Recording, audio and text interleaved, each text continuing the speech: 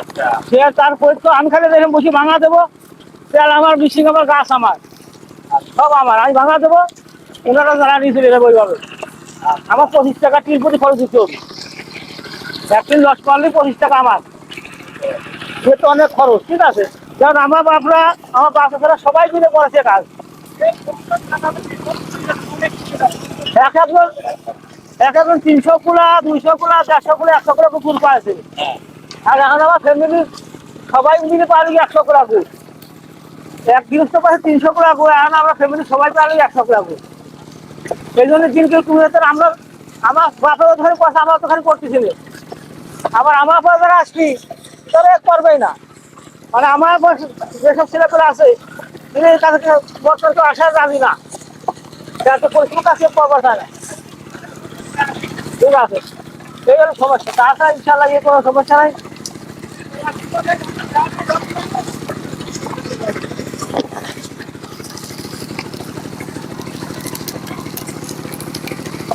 দিন গেলেই আর কমিয়ে রাখিছে গৃহস্থ পরিশ্রমের, গৃহস্থ করে বলছি সম্পূর্ণ ফসলের দামের হিসাবের সাথে এই দাম মিল নাই, না থাকার কারণে এই মাটি অনেক মানুষই কুশন মারি দিয়েছে। মারি দেওয়ার কারণে দেখা যাবে আগামীতে অনেক কমে যাবে, এটা এতটা চাহিদা থাকবে না। তখন আবার কুশনের এবং এই গুড়ের দাম হবে, কিন্তু তখন আবার বেতন কেনার লিখে মানুষ অন্য অন্য জায়গায় দৌড়ে যাবে। কিন্তু আসলে এইভাবে হাফ ডাউন হওয়াতে মানুষ খুব ভোগান্তি। দামের মনে করেন দামের সাথে সম্পূর্ণ দামের সাথে কোনো মিল নাই। মিল না থাকলে তো মনে করেন সময়তে দেখা গেল যে বেতন পাওয়া যায় না, অনেক জায়গায় ছোটাছুটি করে, আবার এই এক সময় এক একটার দাম এভাবে উঠাবাড়া করে, এতে মানুষ আসলে ভুগতেছে, অনেক ঝামেলা হচ্ছে। তো কি চান, সরকারের কাছে কোনো চাওয়া আছে? চাওয়া এই যে গুড়ের দামটা মনে করেন যেমন পাটের দাম, যেমন মনে করেন আরো অন্য অন্য ফসলের যেভাবে দাম আছে সেই তুলনায় পিজের দাম, এই পিজ এখন মানুষ মনে করেন এই কুশল ক্ষেত মারি দিয়ে অনেকেই খালি পিজের ঘর ঝুঁকি নিচ্ছে, খালি পিজ লাগাচ্ছে। এই দেখেন মাঠে মাঠ পিজ লাগাচ্ছে, তাহলে তো মনে করেন কুশল অনেক মারি যাচ্ছে, মারি দিলে তো আগামীতে এমনি কম হবে এই এলাকায় গুড় ক্ষেত তেমন এটা হবে না, এই আর কি। এই জলাই দিয়েই এই রস জ্বালাই হবে, রস জ্বালাই তারপরে গুড় তৈরি হবে। এক মারে ডলাই দিয়ে আমরা জ্বালাই, এক মারা করে একই। আপনারা কি নিয়ে আসছেন? গুড় নিয়ে গেছে, গুড় এই ধরলাম কুলায়, গুড় কোলায় ডালে রেখে আসলেন। আচ্ছা, এটার ভিতর যে নিচ্ছেন এটার নাম কি? বরুণ, বরুণ বলে একে? বরুণ, বরুণ, বরুণ। আচ্ছা, তো এখানে কয় কেজি গুড় ধরে? 1.5 মণ। 1.5 মণ গুড় ধরে? এইভাবেই নিয়ে যাওয়া আসা করে? 1.5 মণ করে একবারে নিয়ে যাবে। এইভাবে কাঁধে করে নিয়ে যান?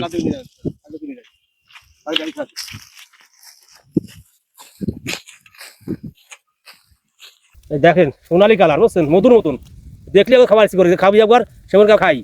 এই কোনো মেডিসিন কিছু দেওয়া নাই, পরিষ্কার করার জন্য এই পরিষ্কার এত সুন্দর আছে, বুঝতে পারছেন, পরিষ্কার জন্য আমরা খুব পরিষ্কার করি গুড়, এই জন্য এত সুন্দর আছে।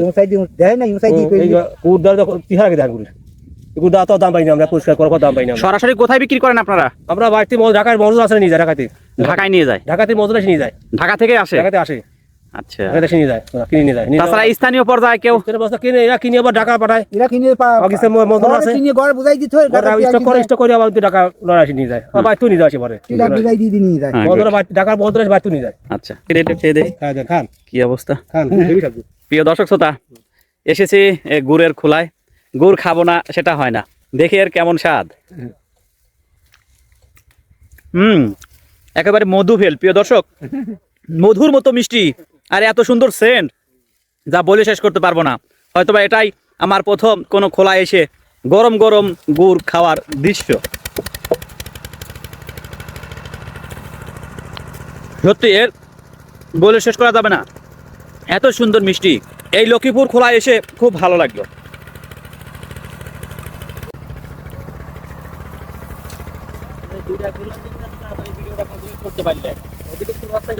হ্যাঁ হ্যাঁ, মানে দুই কাজ একসাথে।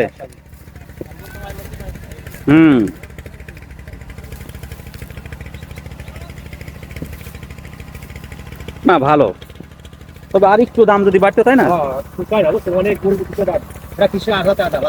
হ্যাঁ, তো দেখছেন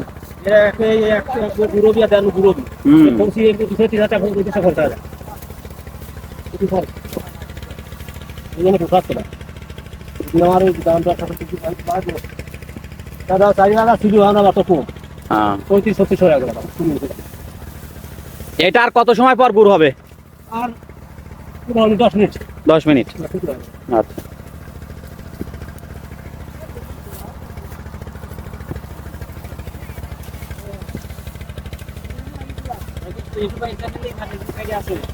ফেসবুক আইডি আছে মোহাম্মদ মকসেদ আলী নামে। হ্যাঁ।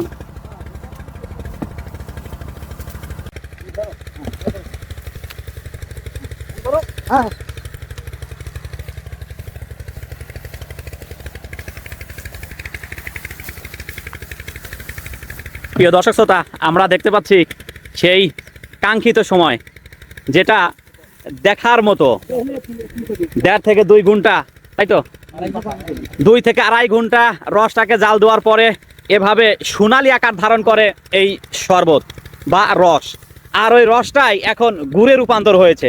প্রিয় বন্ধুরা দেখুন, আমরা দেখতে পাচ্ছি সোনালি গুড়। দেখার মতো। এই যদি হয় দেখার মতো পরিবেশ, তাহলে খাইতে কত ভালো, কতটা মিষ্টি লাগবে আপনারা অনুমান করে বলুন। সত্যি অসাধারণ দৃশ্য, অসাধারণ এর স্বাদ। আমি আপনাদের জানিয়েছি এর স্বাদের কথা, ঠিক মধুর মতো। এই যে এভাবে নাড়া দিচ্ছেন, এটা দেওয়ার কারণ কি? হ্যাঁ,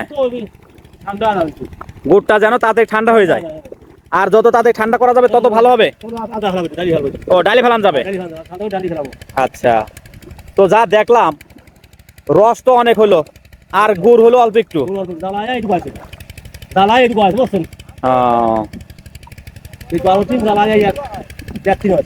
আচ্ছা, রস কয় কেজি থেকে কত কেজি, রস কত কেজি থেকে কত কেজি গুড় পাওয়া যায়?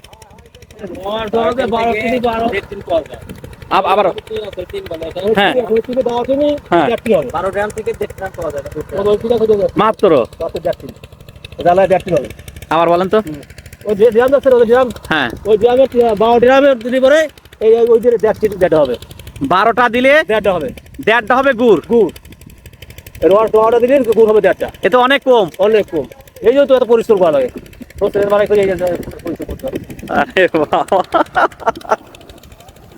প্রিয় দর্শক, হতাশাজনক। তারপরেও যদি ন্যায্য দামটা পায়, হয়তোবা মুখে হাসি ফুটবে। নতুন করে শুরু হবে আবার এই আখ চাষ। উঠাচ্ছে না, এদের অনেকেই খাই দিচ্ছে, ছাড়ি দিচ্ছে। আমাকে অনেক খাই দিচ্ছে, খাই দিচ্ছেই। আচ্ছা, বুঝছেন, আমরা মনে করছি উঠাইটা ন্যায্য দাম পাইনি, এত পরিশ্রম করা যায় না। ন্যায্য দাম পাইলে পরিশ্রম করা যায়, বুঝতে পারবেন? আমরা সেটা আছে, ঠিক আছে, করা যায় না। ধন্যবাদ। আমার এলাকায় আমার গ্রামে আছে, উঠাচ্ছে না, এই জন্য আমরা খাইতে হবে, কিন্তু আমরা করে খাই দিই। হ্যাঁ,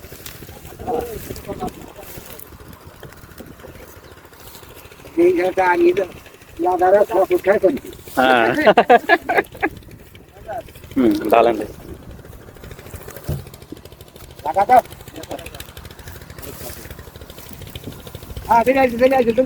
প্রিয় বন্ধুরা, আমরা এখন এই কড়াই থেকে গুড় ঢালা দেখবো। আচ্ছা, ঠিক আছে।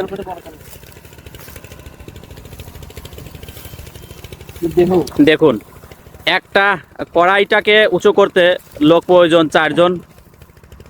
তাহলে এবার সহজেই অনুমান করা যায় কতটা পরিশ্রম এই রস থেকে গুড় বের করা। হ্যাঁ, এদিকে আর অন্ধকার দেখা যায়। হ্যাঁ হ্যাঁ, আসুক। হ্যাঁ হ্যাঁ,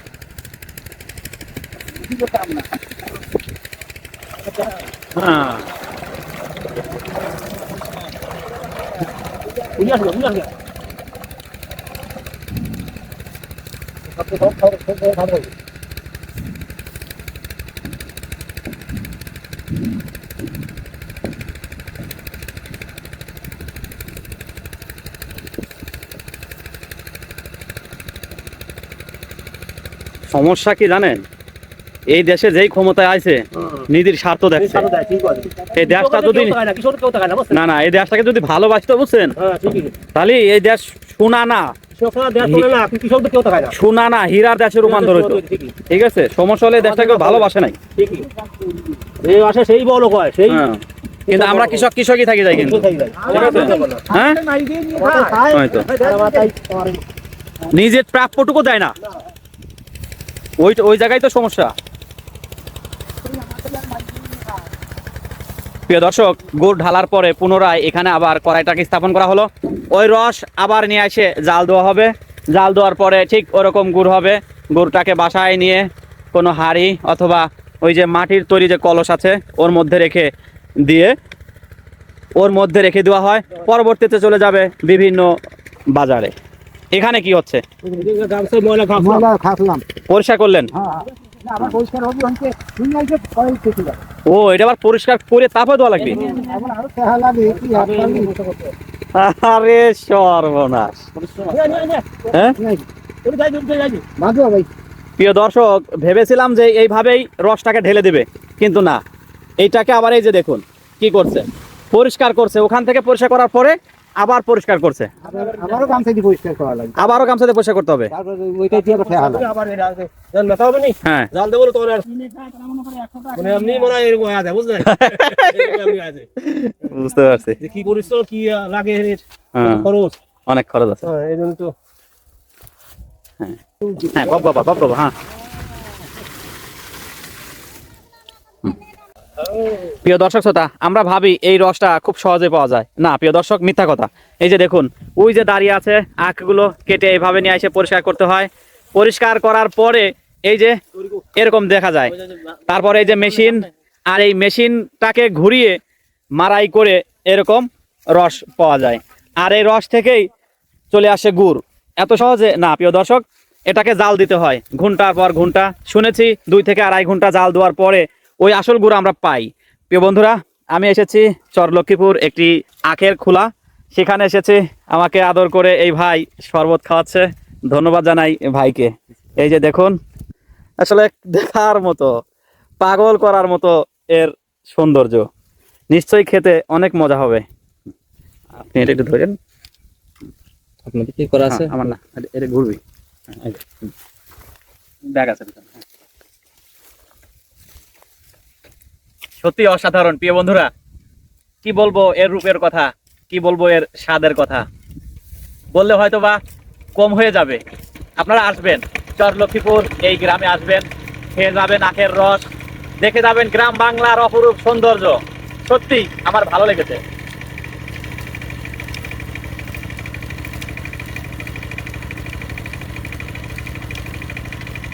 এত খাওয়া যায় না তো?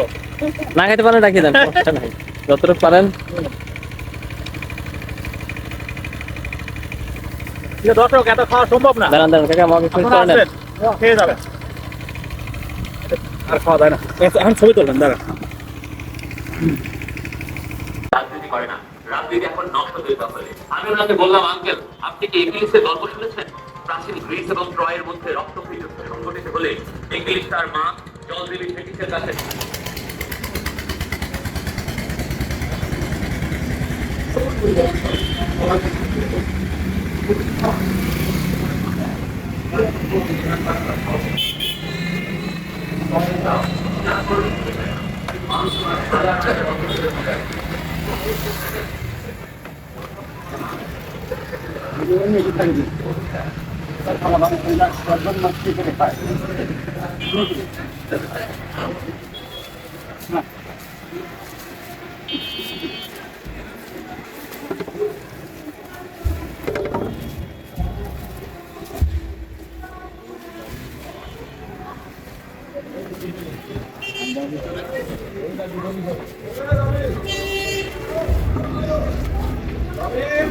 কোথায় যাবে এগুলো?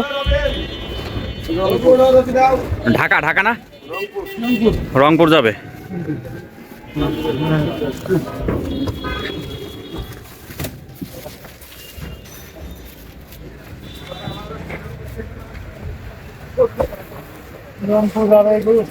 রংপুরে যাইয়া দেখি।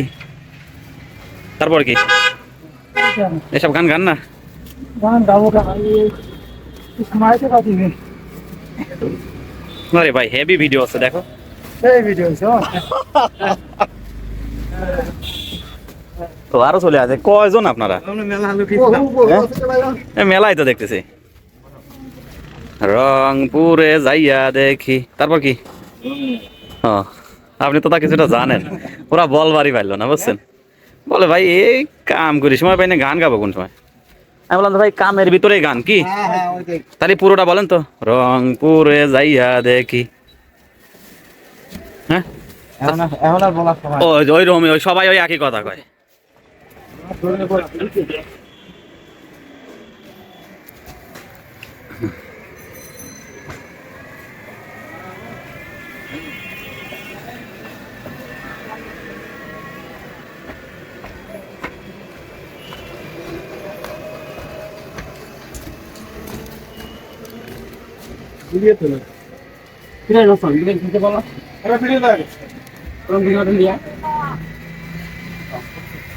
আপনি কতদিন ধরে আছেন এই কাজে?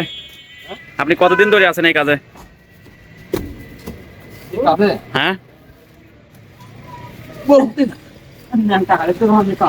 ন্যাং টাকালিতে গরিব মানুষ বোঝেন না। বুঝতে পারছি। এ কাজ করে কি ঘর বাড়ি জমি জাতি কোনো কিছু সম্ভব হয়েছে? ওই পেটে খেয়ে চলে যাওয়া যায় না? ছেলে মেয়ে মানুষ করা, লেখাপড়া এতটুকুই। আচ্ছা আমাদের ধন সম্পদ আছে তাও না, হুম আমাকে ফ্যামিলি বাড়ি আমাকে ধন সম্পদ। বুঝতে পারছি। নিছি ওটা নিছি গান গাইতে হবে রংপুরে যাইয়া দেখি রঙের মেলা। হ্যাঁ হ্যাঁ হ্যাঁ এটা কি এটা চল লক্ষ্মীপুরের নাকি এগুর? ওই হইতে আসলাম তো এইটুকুই বাদ ছিল।